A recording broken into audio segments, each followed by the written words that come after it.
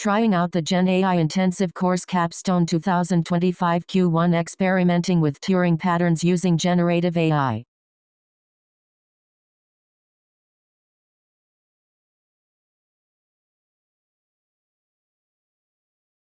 What are Turing patterns? Turing patterns are a mathematical model proposed by the British mathematician Alan Turing in 1952. It explains how complex patterns can spontaneously arise from a uniform, featureless state. In particular, this concept is considered crucial for understanding how the complex patterns seen on animals, such as the spots of a leopard, the stripes of a zebra, or the intricate markings on fish like pufferfish and tropical fish, are formed. The fundamental idea behind this model involves the interaction of two types of chemical substances, or agents that behave similarly, called an activator and an inhibitor, which influence each other. Activator promotes the production of both itself and the inhibitor. It spreads, diffuses, slowly. Inhibitor suppresses the activity of the activator. It spreads, diffuses, more quickly than the activator. As these two substances are produced and spread, diffuse within tissues, such as the skin during early development, the crucial factor is their difference in diffusion speed.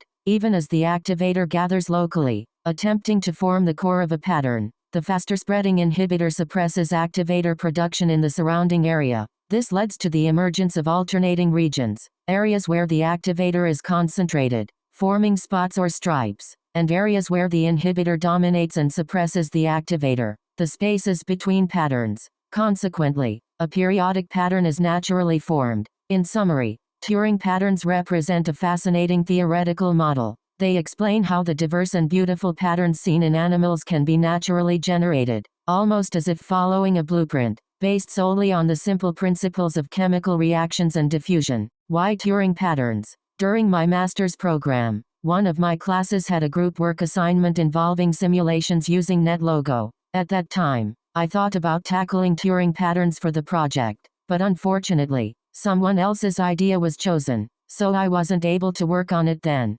Since then, the idea came back to me several times, and I considered writing the Python code for it myself, but I never actually got around to doing it. Now that I've learned about generative AI, I figured, if I haven't been able to write the code myself, why not ask Gemini to write it for me? That's how I arrived at this idea. Things to try. Here are the 5 things I did. Have the generative AI process information from several papers and related websites about Alan Turing's Turing patterns. Ask the generative AI to explain reaction diffusion equations. Have the generative AI automatically generate Python code to render Turing patterns based on the learned reaction diffusion equations. A human judges and selects the generated image that most closely resembles a SABA mackerel pattern. Calculate the similarity score between the selected pattern from step 4 and a SABA mackerel image specified by its URL, using methods such as deep learning. First, I asked Gemini to explain Alan Turing's Turing patterns.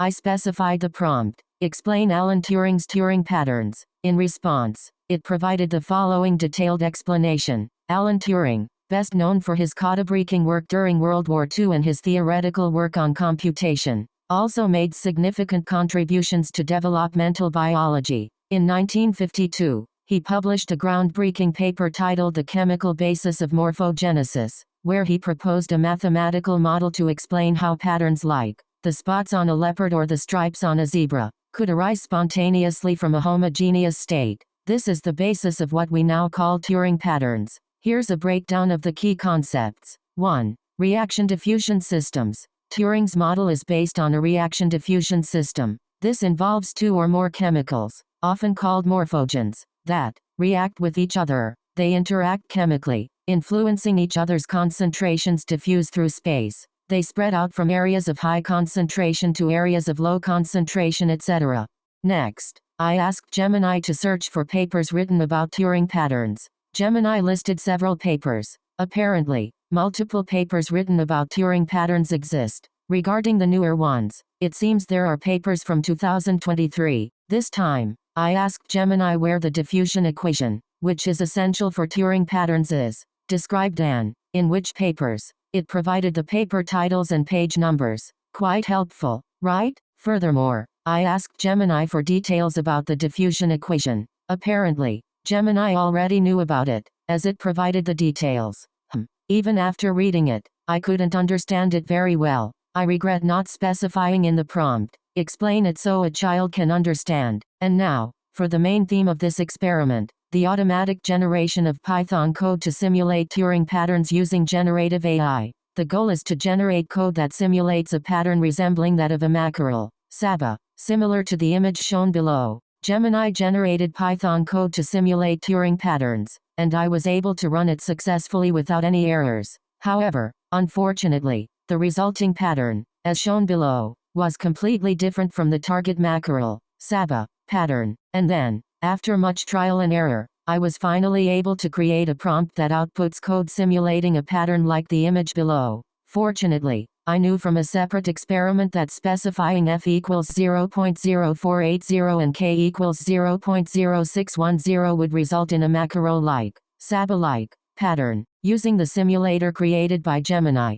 I was able to generate image files for several patterns. From these, I personally selected the image that I felt looked the most SABA-like, mackerel-like, and decided to compare its similarity to a photograph of a real mackerel. Incidentally, the mackerel image on the right is a photograph I took of a mackerel I bought at the supermarket. It was quite difficult to find one with a good pattern. Compare similarity between two images using pre-trained deep learning embeddings, ResNet 50, as shown below. The resulting similarity score was very low. Similarity result cosine distance is 0.9100. This result was very disappointing to me.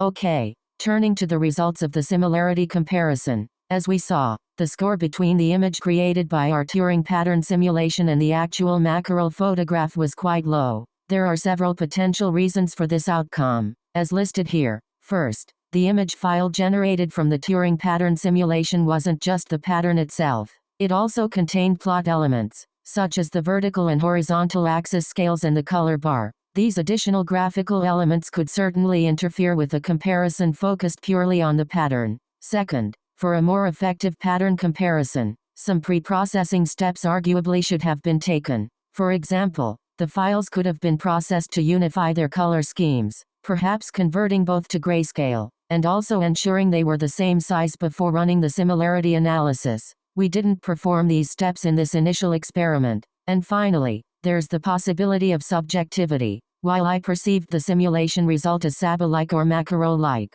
this might just be my personal impression. It's quite possible that, objectively speaking, the generated image file doesn't actually resemble a true mackerel pattern that closely in the first place. So, these factors, the presence of plot elements, the lack of pre-processing, and potential subjectivity, likely contributed to the low similarity score we observed this time.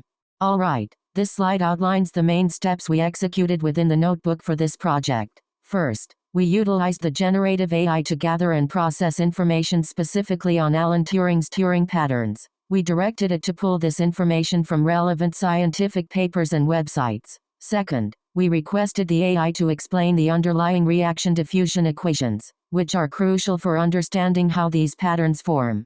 Third, based on that understanding, we had the generative AI automatically generate Python code. The purpose of this code was to simulate Turing patterns according to the reaction diffusion equations. Fourth, after running the simulation and obtaining several pattern images, we performed a manual evaluation. From the generated images, we selected the one that, to our eyes, most closely resembled the pattern of a mackerel, the SABA-like pattern we were aiming for, and the fifth and final step was to quantitatively assess this resemblance. We calculated a similarity score between our selected simulated pattern and an image of a real mackerel, which we provided via a URL. This calculation involved methods such as deep learning to compare the images. So, that summarizes the workflow we followed, from initial information gathering and code generation through to the final similarity analysis. So, let's conclude by summarizing the key findings we obtained through this experiment. First, we learned that generative AI APIs, at least in their current state or the ones we used, generally cannot directly read or process the content located at specified URLs. This is an important limitation to keep in mind. Second, while generative AI can produce code, it's not infallible. The generated code isn't guaranteed to work correctly 100% of the time right out of the box, and it may contain errors that need to be addressed. Third, this highlights the importance of clear instructions To successfully have a generative AI automatically generate the specific code you need, it's absolutely necessary to convey the requirements accurately and unambiguously within the prompt. This helps prevent misinterpretation by the AI. And finally, revisiting the point about the low similarity score we observed between our simulated Turing pattern image and the actual mackerel photograph. As we discussed previously, there are several potential reasons for this outcome that need to be considered. Thank you for watching.